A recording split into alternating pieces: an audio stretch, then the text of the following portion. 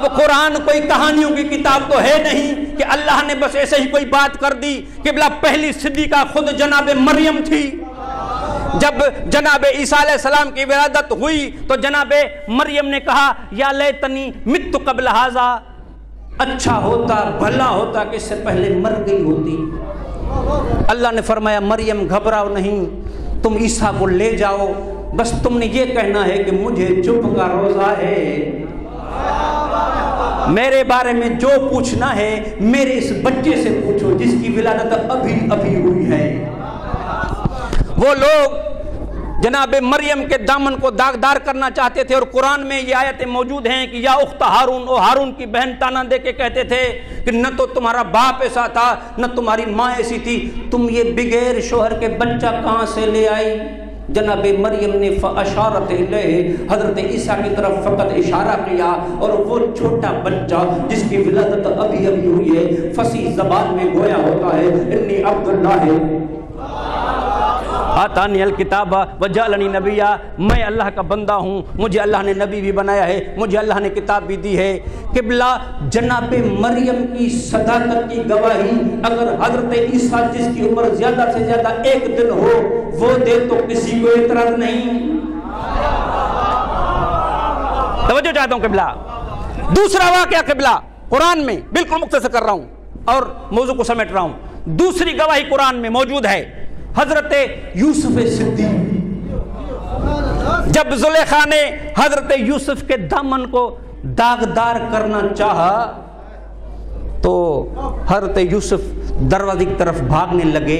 اب یہاں پہ ایک نقطہ ہے کہ یہ حضرت یوسف علیہ السلام کو پتہ بھی تھا کہ جیسے جیسے میں اور زلیخا اندر آ رہے ہیں یہ پیچھے سے دروازوں کو تالے لگا رہی ہے، بند کر کے رہی ہے، کھڑکیاں بند کر کے جا رہی ہے، اندر کی طرف آ رہی ہے۔ اب جیسے ہی اس نے یہ ارادہ کیا اور دروازے کی طرف حضرت یوسف نے دوڑ لگائی تو قرآن کہتا ہے کہ دروازے کھلتے گئے۔ یہ یوسف نبی تھا، اس کو پتا تھا کہ یہ دروازے بند ہیں، پھر بھی انہی بند دروازوں کی طرف دوڑ لگائی۔ عجب نہیں کہ حضرت یوسف کا جواب ہے جو میرا کام ہے وہ میں نے کرنا ہے، جو اللہ کا کام ہے وہ خود کرے گا۔ اب قبلہ دروازے کھلتے گئے، جناب مریم جناب یوسف علیہ السلام جیسے ہی باہر نکلے تو زلیخا کا شوہر موجود تھا اور پیچھے پیچھے زلیخا دوڑتی ہوئی آئیں تو حضرت یوسف کو دیکھ کے کہا کہ تم نے میرے حق میں خیانت کی۔ تو حضرت یوسف علیہ السلام کے دامن کو جب داغدار کرنے کا وقت آیا تو اللہ نے ایک بچے کا انتظام کیا جو فصیح زبان میں بولنے لگا کہ اگر دامن آگے سے پھٹا ہوا ہے تو یوسف گنہگار ہے، اگر دامن پیچھے سے پھٹا ہوا ہے تو زلیخا گنہگار ہے۔ قبلہ میں توجہ چاہتا ہوں، وہ خالق اکبر جس نے 2 صدیقوں کی گواہی قرآن میں بچوں سے دلوائی، آج کا مسلمان یہ کہہ رہا تھا کہ یہ تو بچے ہیں ان کی گواہی نہیں چلے گی۔ اور توجہ چاہتا ہوں قبلہ، جب جناب سیدہ طاہرہ نے بچوں کو پیش کیا اور انہوں نے رد کر دیا تو پہلا بی بی کا مطالبہ فدق کا تھا کہ بی بی نے فرمایا کہ فدق بابا نے زندگی میں مجھے دیا ہے اور میرے ہاتھ میں تھا، میرے حوالے تھا۔ جب انہوں نے انکار کیا تو اس کے بعد بی بی نے فرمایا ٹھیک ہے اگر تم بابا کا دیا ہوا مجھے حق نہیں دیتے تو میں زہرا مصطفیٰ کی اکلوتی وارثہ ہوں، بابا کے میراث لاؤ۔ توجہ چاہتا ہوں قبلہ، بابا کی میراث مجھے دو، میں اکلوتی وارثہ ہوں۔ وہاں پہ ایک حدیث لا وارث کو لایا گیا اور کہا گیا کہ نحن معاشر الانبیاء لا نرث ولا نورث ما ترکناہ صدقۃ، ہم انبیاء کا گروہ نہ میراث پاتے ہیں نہ میراث چھوڑتے ہیں۔ توجہ ہے، ہم نے جو کچھ چھوڑ دیا قبلہ وہ صدقہ ہو جاتا ہے۔ اب آخری جملہ آج کی مجلس کا اور آپ کی زحمت تمام، آپ نے اس منبر پہ بیٹھنے والوں کے ذرا مزاج کو سمجھا ہے۔ اگر کل کو ان کے سامنے کوئی حدیث پیش ہوتی تھی تو یہ کہتے تھے کہ حسبنا کتاب اللہ، بولو میرے ساتھ مولا کا صدقہ۔ کل کو مصطفیٰ کہہ رہے ہیں لاؤ کاغذ اور قلم، میں تمہیں کچھ ایسی چیز لکھ کے دے جاؤں کہ جس کے بعد تم کبھی گمراہ نہیں ہوگے، تو یہ کہتے ہیں کہ حدیث کی ضرورت نہیں ہے، ہمارے لیے قرآن کافی ہے۔ آج جناب سیدہ جب قرآن سے آج پیش کرے وورث سلیمان داؤد، حضرت سلیمان نے داؤد سے میراث پائی ہے تو تم کیسے کہہ سکتے ہو کہ انبیاء میراث نہیں چھوڑتے؟ تو فوراً حدیث لاتے ہیں۔ ایک بات تو پتہ چلی کہ ان کا اعتبار نہ قرآن پہ ہے نہ حدیث پہ ہے، ان کو صرف اپنی حکومت چاہیے۔ ایک صلوات پڑھیے محمد و آل محمد کی ذات پر بلند آواز سے۔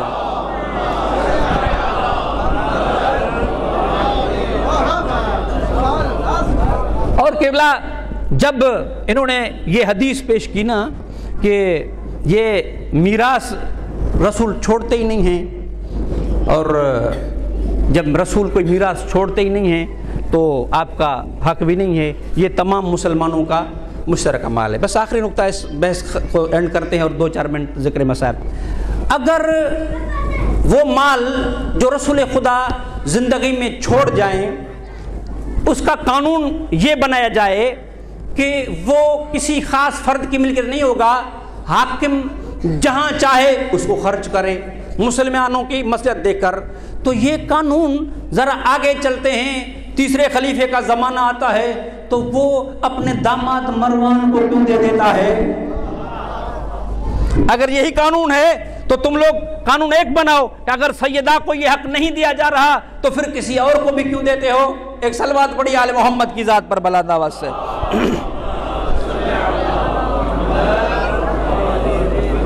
اور سب سے مشکل مرحلہ اس وقت جناب سیدہ کے لیے یہ تھا کہ جب معصوم ہستیوں کی گواہیوں کو جھٹلایا گیا تو جناب سیدہ روتی ہوئی جب دربار سے نکلی ہیں تو تاریخ نے لکھا ہے جملہ، مقتل زہرا میں یہ جملے موجود ہیں۔ جناب سیدہ نے کہا میں آج بابا کی قبر پہ جاؤں گی اور بابا کو اپنے حال بتاؤں گی۔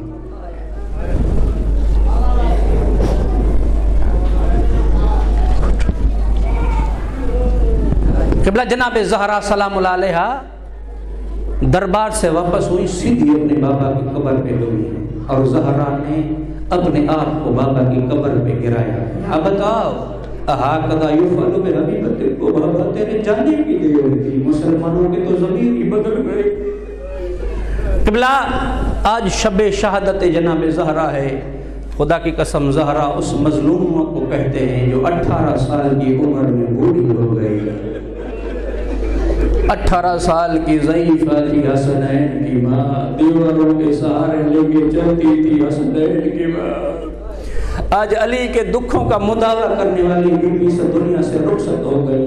علی نے رو کے فرمایا تھا زہرا تیرے جانے کے بعد علی اپنے دکھ کسے سنائے گا؟ خدا کی قسم آپ ہم سب ہر سال جناب سیدہ کو روتے ہیں۔ جناب زہرا کا جانا علی کے لیے اتنا دشوار تھا، بطول کے جانے کے بعد کئی دن تک علی گھر میں بطول کو یاد کر کے روتے رہے۔ عزادارو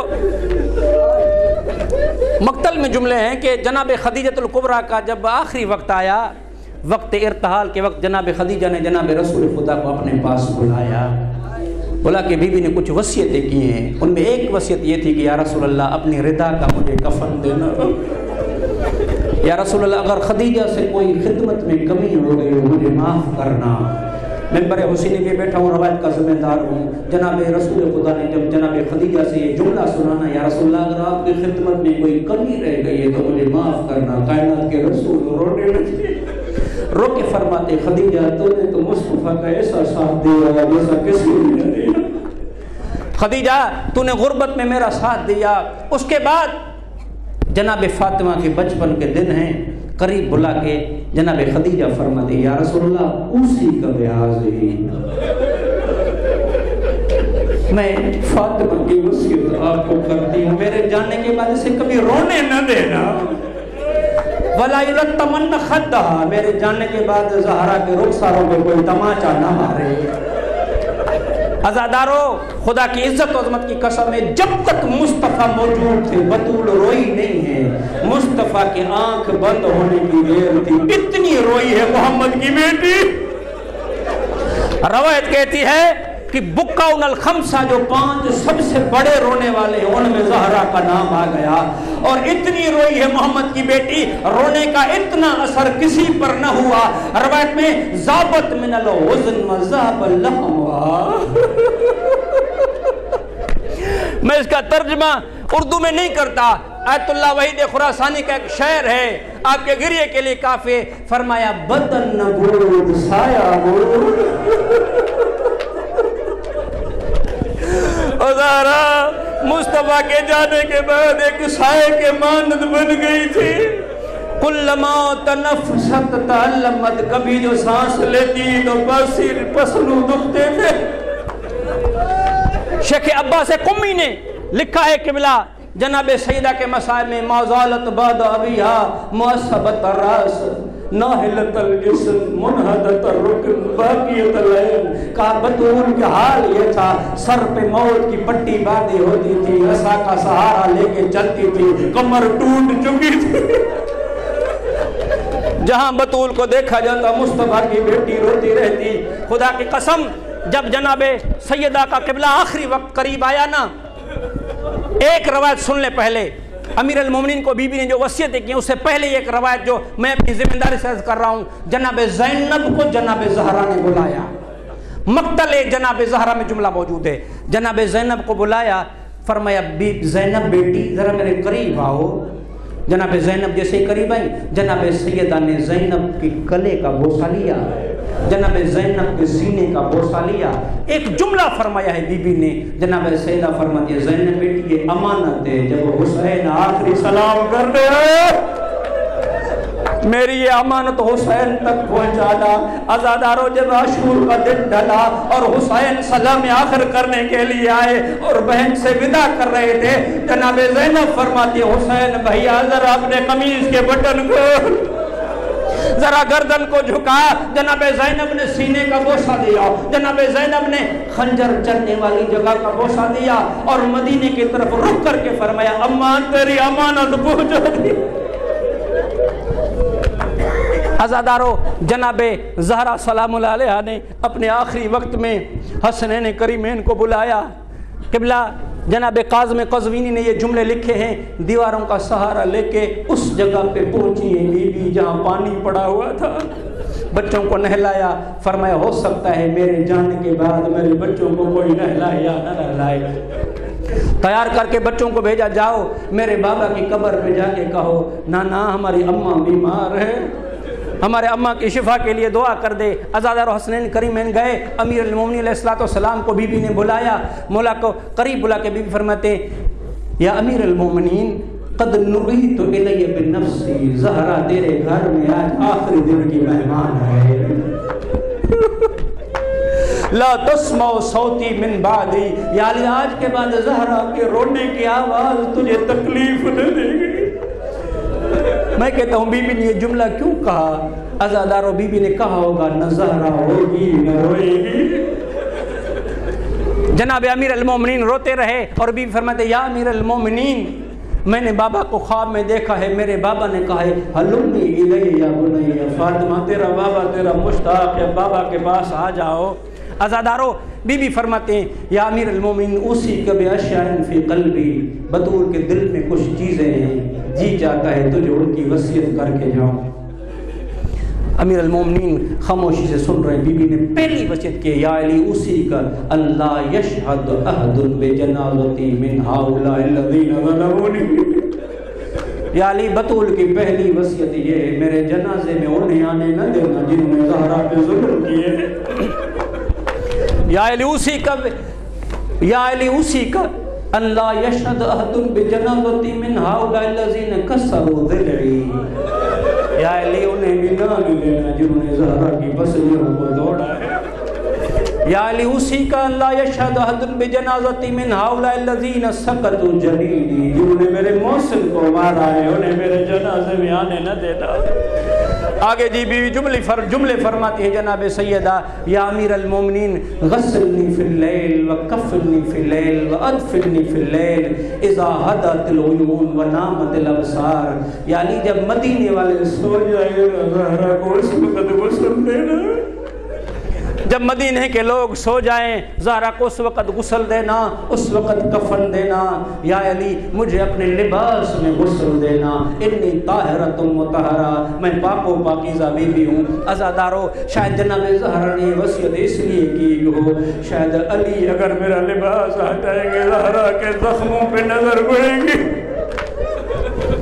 بس عزادارو امیر المومنین کو بی بی نے وصیتیں کی، جناب امیر المومنین مسجد کی طرف چل دیے۔ روایت کے جملے ہیں حسنین کریمین نانا کے قبر کے پاس پہنچ کے دعا کر رہے تھے، آواز آئی واپس جاؤ ماں چند لحظوں کی مہمان ہے۔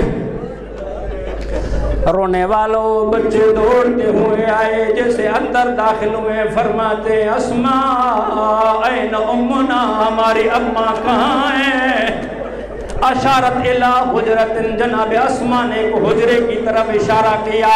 عزادارو سر کی طرف حسن مولا بیٹے، پیروں کی طرف سے حسین۔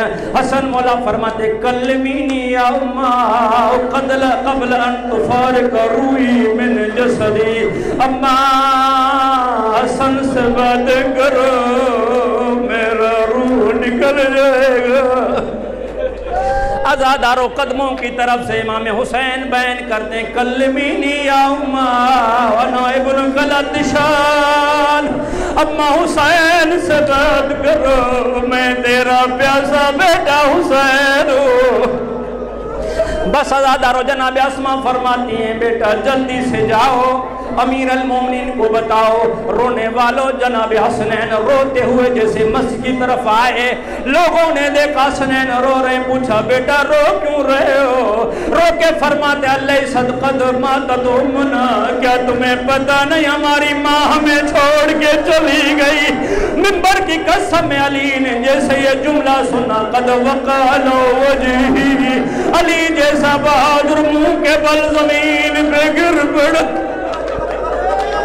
فرماتے یا زہرا یا زہرا من للعذاب عادک زہرا، تیرے جانے کے بعد علی پرسا کس کو دے گا؟ اجرکم اللہ زہرا، اجرکم اللہ زہرا، مولا کسی اور مرحبا میں 1000 دفعہ پڑھوں۔ زہرا تیرے جانے کے بعد علی اپنے دکھ کسے سنائے گا؟ عزادار امیر المومنین گھر میں آئے، رب اکبر کی قسم ہے مدینے کے لوگوں کو پتہ چل گیا جو مصطفیٰ کی بیٹی دنیا سے رخصت ہو گئی۔ جیسے ہی علی کے دروازے پہ جمع ہوئے، علی مولا جناب ابو ذر سے فرماتے ہیں ابا ذر ان سے کہو چلے جائیں زہرا کے جنازے میں دیر ہے۔ عزادارو بی بی کی وصیت تھی میرا جنازہ اس وقت تیار کرنا جب مدینے کے لوگ سو جائیں۔ آدھی رات کا وقت علی نے اس نحیف جسم کو اٹھایا، وہ مغتسل پہ رکھا۔ رب اکبر کی قسم میں بچوں نے جب منظر دیکھا، حسنین زینب میں کلثوم رونے لگی۔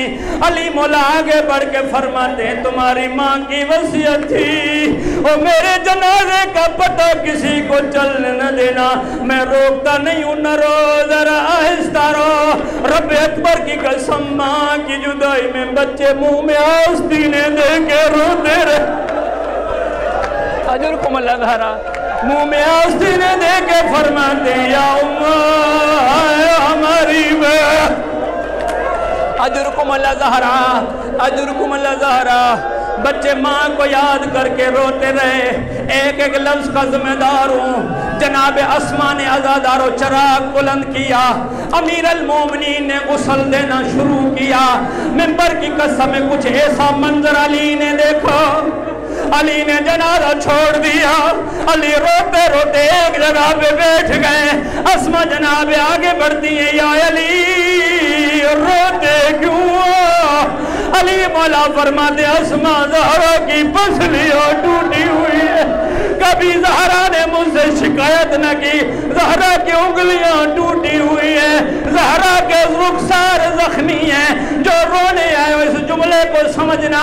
میں کہتا ہوں مولا یہ مدینہ ہے، زہرا کی ایک ٹوٹی ہوئی پسلی دیکھ نہ سکے، کربلا میں ہوتے حسین کا کوئی جوڑ سلامت نہیں،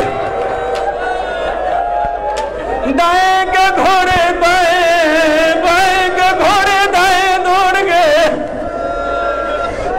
حسین کی کوئی پسلی سلامت نہ تھی۔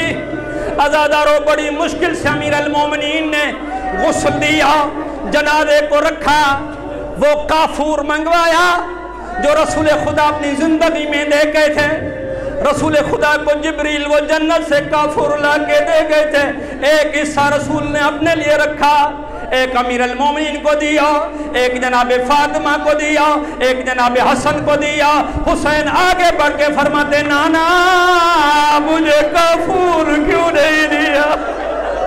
آواز رسول آئی حسین کافور انہیں دیے جاتے ہیں جنہیں غسل دیا جائے۔ او میرے مظلوم بیٹے تیری لاش کربلا کے ریگستان میں رہ جائے گی، حسین تجھے کوئی غسل دینے والا نہ ہوگا، حسین تجھے کوئی کفن دینے والا۔ ادرکم الازارہ حوصلے سے دو جملے سنیں۔ عزادار امیر المومنین نے رات کے وقت غسل دیا، کفن دیا، خنود کر کے جب جنازہ تیار کیا، فرماتے ہیں حلمو تزودو من امکم، بچوں آ جاؤ ماں کا آخری دیدار کر لو۔ رب اکبر کی قسم میں روتے ہوئے بچے جیسے ماں کے قریب آئے۔